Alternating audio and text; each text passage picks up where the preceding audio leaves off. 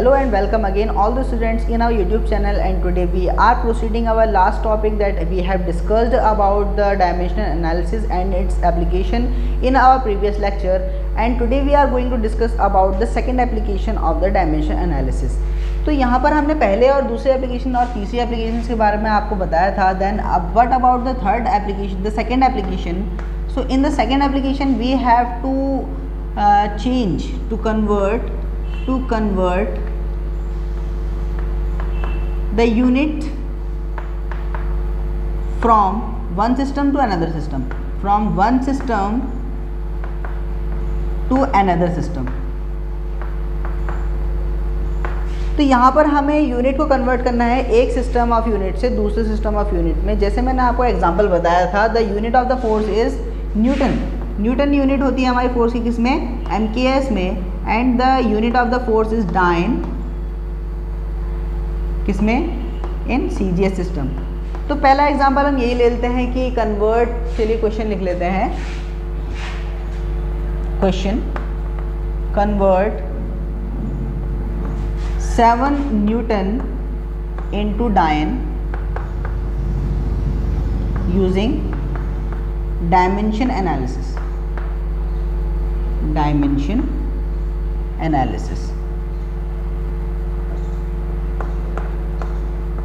Fine. So we are going to discuss about the conversion of unit from one system to another system.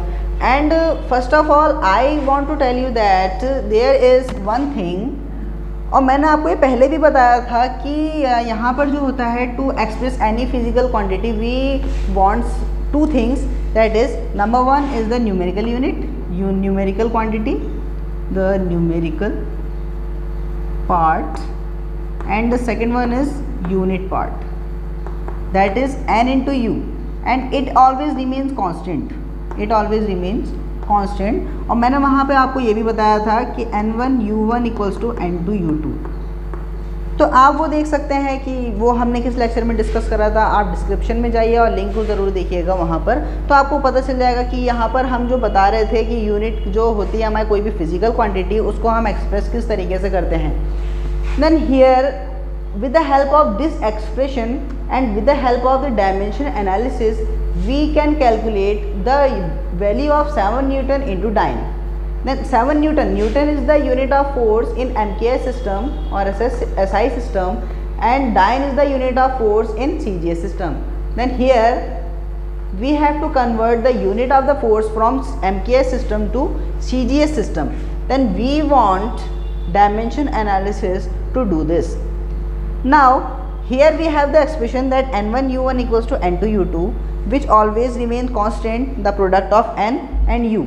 तो यहाँ पर हम बात करते हैं इसी बारे में. तो इन सब को करने से पहले हमें पता होना चाहिए कि जो फोर्स है हमारा, जिसको हमें कन्वर्ट करना है एक सिस्टम ऑफ यूनिट से दूसरे सिस्टम में, तो उसकी डायमेंशनल फॉर्मूला क्या है. What is the dimensional formula of the force. Dimension formula of force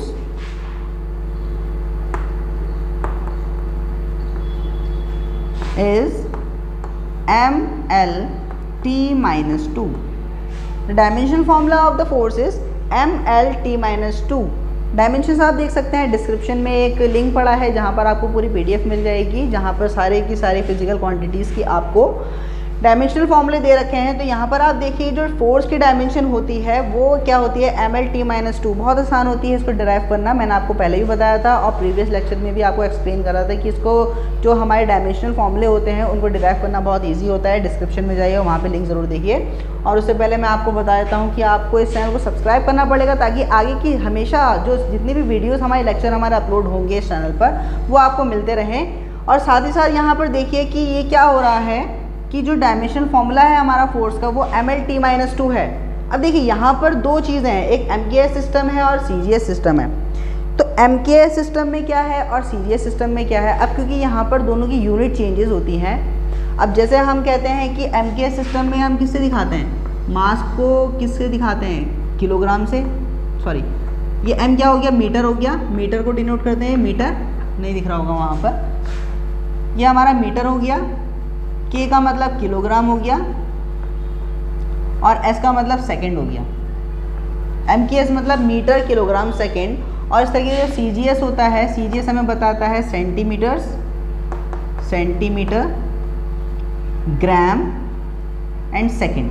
तो यहाँ पर क्या है, हमारा जो दो सिस्टम है हमारे, डिफरेंट सिस्टम है हमारे यूनिट्स के, तो यहाँ पर इनको रिप्रेजेंट करने के लिए यूनिट भी हमारी अलग अलग होती हैं। तो इस तरीके से जो हमने डायमेंशन फॉर्मूला लिखा है MLT-2 फोर्स का, तो यहाँ पर हम दो सिस्टम के लिए ले लेते हैं। Let us suppose for U1 for first system, for MKS system, for MKS। तो MKS सिस्टम में क्या होगा, U1 equals to M1 L1 T1 - 2। देखिए सब में आपको ऐसे करना होगा। फर्स्ट सिस्टम के लिए M1 L1 T1 - 2 ऐसे करके ले लेंगे। और for CGS system U2 equals to M2 L2 T2 raise to the power -2। तो ध्यान रखिए दो सिस्टम है आपका, एक MKS है जो न्यूटन में दे रखा है और एक CGS जो डाइन में है। देखिए इसकी न्यूमेरिकल क्वांटिटी आपको पता है 7, इसकी न्यूमेरिकल वैल्यू आपको नहीं पता है, जो आपको फाइंड करनी है। यानी कि आपको दे रखा है N1 equals to 7, but we have to calculate the value of N2। What will be N2? तो N2 क्या होगा? अब देखिए मैंने आपको बताया था कि N1 U1 equals to N2 U2। N1 U1 किसके बराबर रहेगा? N2 U2 के बराबर रहेगा। तो इस तरीके से आपको देखिए N1 पता है, N1 नोन है, U1 ये है, U2 ये है, ठीक है, और N2 आपको फाइंड करना है। तो यहाँ से N2 की वैल्यू अगर आप निकालना चाहेंगे तो N2 इक्वल्स टू क्या आएगा, U2 इसके अपॉन में N1 U1 upon U2। Then N2 equals to, अब देखिए N1 की वैल्यू पुट कर देते हैं। N1 कितना हो गया, 7 हो गया, 7। U1 कितना हो गया, देखिए ऊपर इसकी U1 जो हमारे डायमेंशनल फॉर्मूला है M1 L1 T1 - 2 ये रख देते हैं, M1 L1 T1 - 2, और नीचे हो जाएगा M2 L2 T2 - 2। फाइन, देखिए ये आ गया आपका 7 इंटू, अब देखिए M1 इनको हम साथ में ले लेते हैं, M1 अपॉन M2, इनकी तो कोई पावर नहीं है तो ये ऐसे रहेंगे। ये हो जाएगा आपका L1 अपॉन L2 और ये हो जाएगा आपका T1 अपॉन T2। ठीक, इसकी पावर -2, ये दोनों की पावर -2 थी ना। L1 में कोई पावर नहीं है, T1 में और T2 में कोई पावर नहीं है, तो इस तरीके से क्या होगा, ये हमारा M1 upon L1 M2 L1 upon L2 and T1 upon T2 raise to the power -2। तो यहाँ पर हम देखेंगे कि जो M1 L1 और T1 है वो किस सिस्टम के हैं, MKS सिस्टम के हैं। तो M1 जो हमारा है वो मीटर्स में होगा, सॉरी M क्या है यहाँ पर हमारा, डायमेंशन की बात करें, M क्या है यहाँ पर हमारा, मास। M किसको रिप्रेजेंट करता है, मास को। L किसको रिप्रेजेंट करता है, लेंथ को। और T किसको रिप्रेजेंट करता है, टाइम को। देन मास क्या होगा हमारा, MK सिस्टम में मास को किससे लिया जाता है, किलोग्राम। CGS सिस्टम में ग्राम, इसमें मीटर्स, इसमें सेंटीमीटर्स, इसमें सेकंड और इसमें भी second raise to the power -2। तो दोनों में सेकंड, इसमें एक में मीटर एक में सेंटीमीटर, इसमें जो MKS सिस्टम में किलोग्राम और CGS सिस्टम में ग्राम। तो यहाँ पर देखिए आपको कैंसिल करना पड़ेगा, इसके लिए आपको कन्वर्ट करना पड़ेगा। आप जानते हैं जो किलोग्राम होता है वो कितना होता है, 1000 ग्राम। तो 1000 ग्राम अपॉन ग्राम, ऐसे ही हो जाएगा 100 सेंटीमीटर्स अपॉन सेंटीमीटर्स। और ये सेकंड तो दोनों सेम में कैंसिल हो गए, यानी कि 1 rays to the power -2।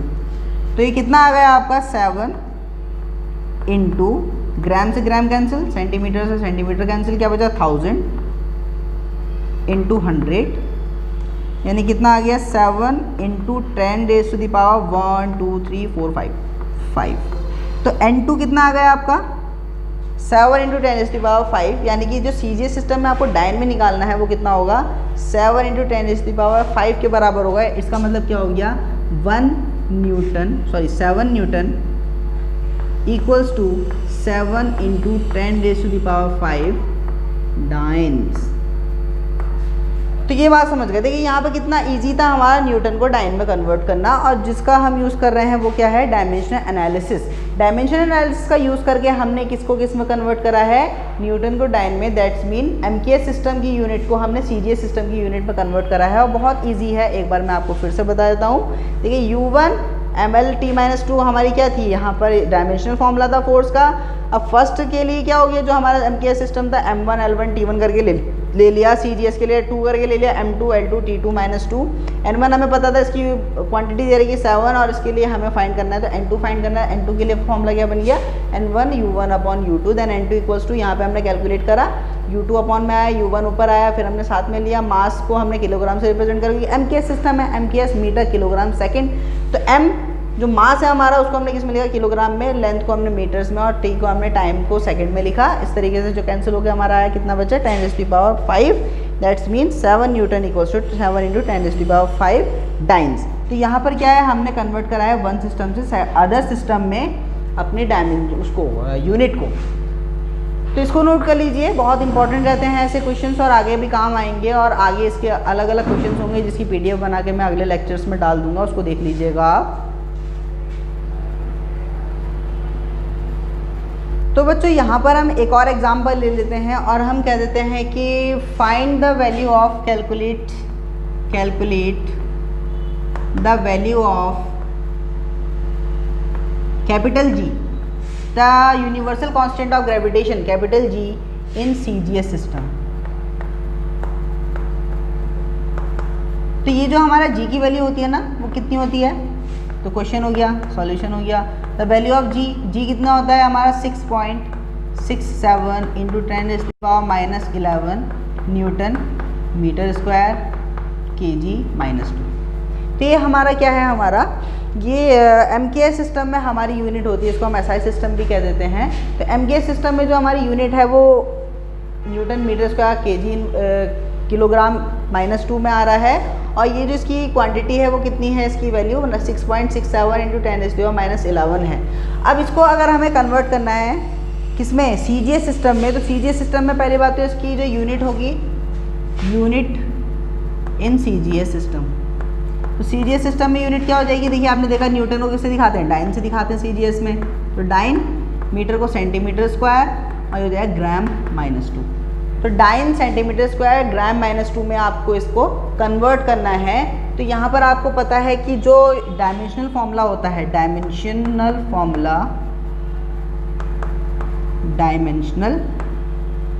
Formula of G कितना होता है, M-1 L3 T-2, ये डायमेंशनल फॉर्मूला होता है। अब एमकेएस सिस्टम के लिए हम ले लेते हैं, for MKS system U1 equals to, हम इसको ले लेते हैं M1-1 L1 3 T1-2। For CGS system U2 equals to हम मान लेते हैं M2-1 L2 3 एंड T2-2। तो ये आ गया आपका एमकेएस सिस्टम में यूनिट और डायमेंशनल फॉर्मूला, और सीजीएस सिस्टम में डायमेंशनल फॉर्मूला। और हमें पता है कि N1 की वैल्यू क्या है, N1 इक्वल्स टू 6.67 × 10⁻11। फाइन। और हमें पता है N1 U1 इक्वल्स टू क्या होता है, N2 U2 होता है। तो N2 की वैल्यू जैसे अभी हमने फाइंड करा, अब सेम वैसे ही फाइंड करेंगे। तो यहाँ पर हमारे N2 की वैल्यू क्या आएगी, N2 equals to N1 U1/U2। इतना सब में होगा। डायमेंशनल फॉर्मूला आपको याद होना चाहिए, मैंने बता दिया था कि आप देख लीजिएगा डिस्क्रिप्शन में जो पीडीएफ पड़ी है उसमें जाके देख लीजिएगा। ये याद हो जाने चाहिए आपको डायमेंशनल फॉर्मूले, बाकी निकालने भी आने चाहिए जो पहले की वीडियोस में आपको बता रखा है। तो N2 equals to N1 U1/U2 जो आपको दे रखा है, ये आपको हमें N2 की वैल्यू फाइंड करनी है। N1 की वैल्यू हमें पता है 6.67 × 10⁻11, और ये U1 जो है वो है हमारा M1-1 L1 3 T1-2, और जो हमारे U2 है वो है M2-1 L2 3 और T2-2। वही काम करना है हमें, पुराना वाला n2 की वैल्यू फाइंड करनी है और इसको हमें सॉल्व करना है इसी तरीके से, क्योंकि MKS और CGS में बदलना है हमें। तो m1/m2 मास है ये हमारे, -1 पावर आ गई, L1/L2 3 पावर आ गई, और T1/T2 -2 पावर आ गई। अब देखिए MKS सिस्टम में m1 L1 T1 ले रखा है, CGS सिस्टम में m2 L2 T2 ले रखा है। तो आपको तो अब याद हो ही गया होगा, पता होगा पहले से ही, क्योंकि पिछली क्लासेस में भी आप पढ़ते आ रहे हैं। तो इस तरीके से जो हमारे यहाँ पे होगा, ये किलोग्राम में हो जाएगा और ये ग्राम में हो जाएगा, पावर -1। ये मीटर्स में हो जाएगा, ये सेंटीमीटर्स में हो जाएगा, पावर 3। ये सेकंड में हो जाएगा और यहाँ पे भी ये सेकंड में ही रहेगा, पावर -2। सेकंड तो कैंसिल हो जाना है, ये गायब हो जाना है हमारा। तो ये हो जाएगा 6.67 × 10⁻11 kilogram. That's mean 1000 gram upon 1 ग्राम, जो ग्राम है हमारा। मीटर्स यानी कि 100 मीटर्स, और ये हमारा 100 सेंटीमीटर्स, और ये हमारा सेंटीमीटर। इसकी पावर थी 3 और इसकी पावर थी -1। ग्राम से ग्राम कैंसिल हो गया, सेंटीमीटर से सेंटीमीटर कैंसिल हो गया। आपको दिख रहा है, मुझे तो दिख रहा है, आपको भी दिख रहा होगा। इसकी पावर -1 है, और माइनस में जब भी पावर होती है तो क्या करते हैं, पलट देते हैं, यानी कि ये हो जाएगा 1/1000।